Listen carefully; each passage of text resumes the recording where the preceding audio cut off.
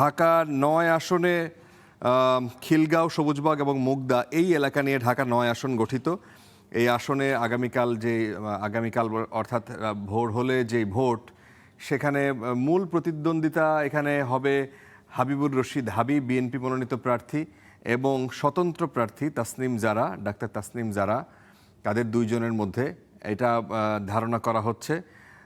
তবে তাসনিম জারা যেহেতু এনসিপির একজন নেতা ছিলেন এবং এনসিপি যখন জামাতের সাথে তারা জোটে যায় তখন তাসনিম জারা সেখান থেকে বের হয়ে আসেন এবং যখন এনসিপির সাথে তাসনিম জারার এরকম দূরত্ব ঘটে অথবা এখান থেকে বের হয়ে যান, তখন এনসিপি যখন জামাত জোটের সাথে যায়, জামাত জোট থেকে এনসিপি থেকে তখন ওখান থেকে জাবেদ মিয়া রাসিন তিনি সেখান থেকে নির্বাচন করছেন। তো ঢাকা ৯ আসনে মোটামুটি ভোটার সংখ্যা এখানে দেখা যাচ্ছে ৩.৫ লাখের মতোই, কিন্তু সেখানে অনেক রকমের সমস্যার মধ্যে একটি বড় সমস্যা ঢাকার বাইরের সারা বাংলাদেশের মানুষ এই মুগদা আপনার এই এলাকাটায় থাকেন, খিলগাঁও, সবুজবাগ।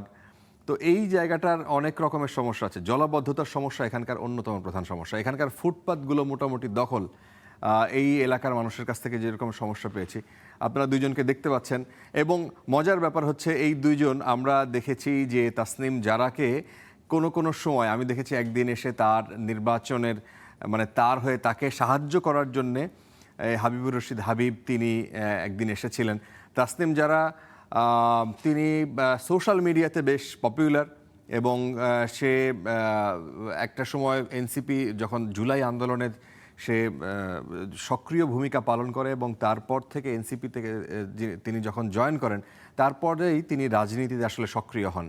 তিনি দেশের বাইরেও পড়াশোনা করেছেন এবং শেষে এসে এই রাজনীতিতে জয়েন করলেন।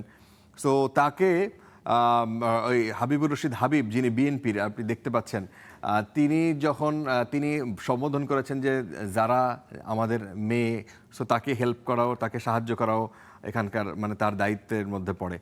এই এলাকার গ্যাস এবং পানির সংকট প্রবল। শীতকালে এখানে অনেক জায়গায় পানি পাওয়া যায় না। এখানে যেখান থেকে পানিটা আসে সেই জায়গা থেকে মুগদা এবং সবুজবাগ এলাকায় ওয়াসার দুর্গন্ধযুক্ত পানি, বিভিন্ন সময় আপনারা নিউজ দেখেছেন। সো আমরা সেই জায়গাটায় এই এলাকার মানুষ, আমি দুঃখিত, আমি এখানে ভোটার সংখ্যা ৩.৫ লাখ বলেছিলাম, ৪.৫ লাখ, কিন্তু ৪.৫ লাখ হলেও এখানে প্রচুর মানুষের বসবাস। এদের বসবাসকারী মানুষের সংখ্যা আমার মনে হয় ১০ লাখেরও বেশি। এর বেশিরভাগেরই ভোট এখানকার না, তারা অন্য জায়গার। সো এই ছিল ঢাকার ৯ আসন নিয়ে। ঢাকার ৯ আসনের পরিস্থিতি বুঝতে শেষ পর্যন্ত কে জয়ী হন এটা দেখতে অবশ্যই আমাদের আগামীকালের দিকে তাকিয়ে থাকতে হবে এবং ভোটের ফলাফলের জন্য অপেক্ষা করতে হবে।